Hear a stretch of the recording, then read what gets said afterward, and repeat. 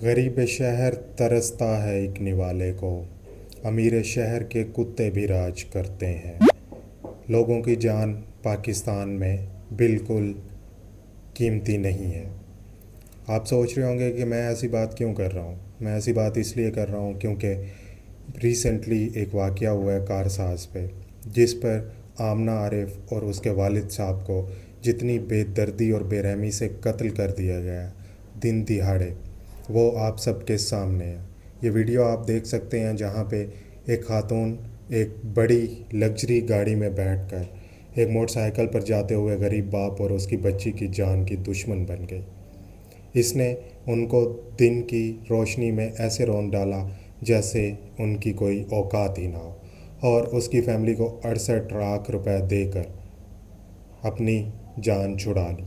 میرا سوال یہ ہے کہ کیا اگر وہی گھر والے 68 لاکھ روپے ان کے گھر والوں کو دے دیں اور اس بچی کو جس نے یہ کام کیا ہے اس کو دن دہاڑے ایک روڈ پہ اسی طرح روند کر مار دیں، کیا ان کو یہ قبول ہوگا؟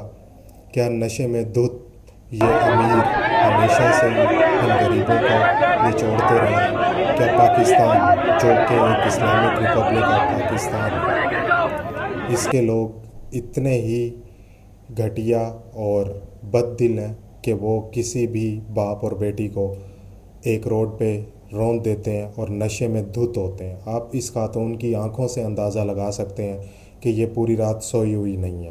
آپ اس خاتون کی آنکھوں سے اندازہ لگا سکتے ہیں کہ اس نے پراپر نشہ کیا ہوا ہے اور یہ نشے میں ڈرائیونگ کر رہی ہے۔ نہ ہی اس پر کوئی پرچہ ہوگا، نہ ہی اس کے خلاف کوئی عدالت لگے گی، نہ ہی اس کے خلاف کوئی جرم ثابت ہوگا، کیونکہ اس خاتون کا تعلق ہے امیر گھرانے سے، اور امیر گھرانے پاکستان میں خاتون کو کورٹ میں پیش کیا گیا اور جو خاتون ملزمہ کا وکیل ہے اس نے خاتون کو جو ہے وہ ذہنی مریضہ قرار دے دیا۔ اور اس باپ بیٹی کی بولی آمنہ اور اس کے باپ کی لگائی گئی ہے لاش کی 68 لاکھ روپے۔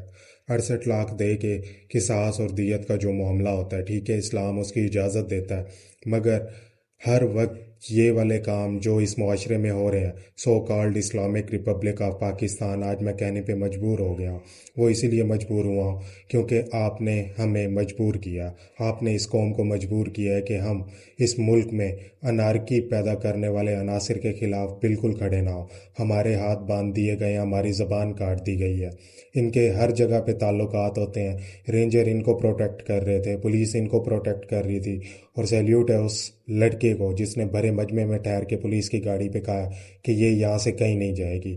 افراتفری کا عالم تھا، اور اس خاتون کے نشے سے سب کو یہ معلوم ہو گیا کہ ان عمرا اور شرفاء کے لیے، سو کالڈ جو شرفاء ہیں ہمارے ملک کے، ان کے لیے ایک غریب بندے کی زندگی کوئی معنی نہیں رکھتی۔ اگر اسی گھر والے وہی 68 لاکھ آپ کی بیٹی کو مارنے کے دے دیں تو کیا آپ لے لیں گے؟ کیا آپ اپنی بیٹی کو اسی طرح دن دہاڑے روڈ پر کچل دینے والے کو معاف کر دیں گے؟ اس بیٹی کے خواب نہیں تھے؟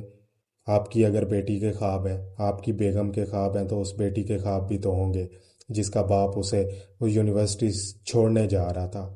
اس کی کہانی تو وہیں پہ آپ نے ختم شد کر دی۔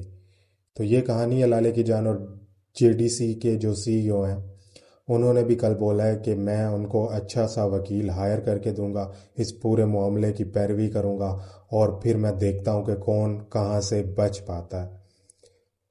پر ان امیر لوگوں کے لیے آپ اور میں صرف کیڑے مکوڑے ہی ہیں، اور یہ رینگتی ہوئی کیڑے مکوڑوں کی قطاریں یہ کبھی بھی کچل دیتے ہیں اپنی بڑی بڑی لگژری گاڑیوں میں، جن کی قیمت ہماری جان کی قیمت سے زیادہ ہوتی ہے، جو ہماری جان کی قیمت کم لگاتے ہیں اور ان کی گاڑی کی قیمت زیادہ ہوتی ہے۔ تو یہ کہانی ہے لالے کی جان، یہ معاملہ اٹھا ہوا ہے اور لوگ بڑے برہم ہو چکے ہیں۔ تو اسی طرح دیکھتے رہو، سپورٹ کرتے رہو، اور فی الحال یہاں سے ہو لو۔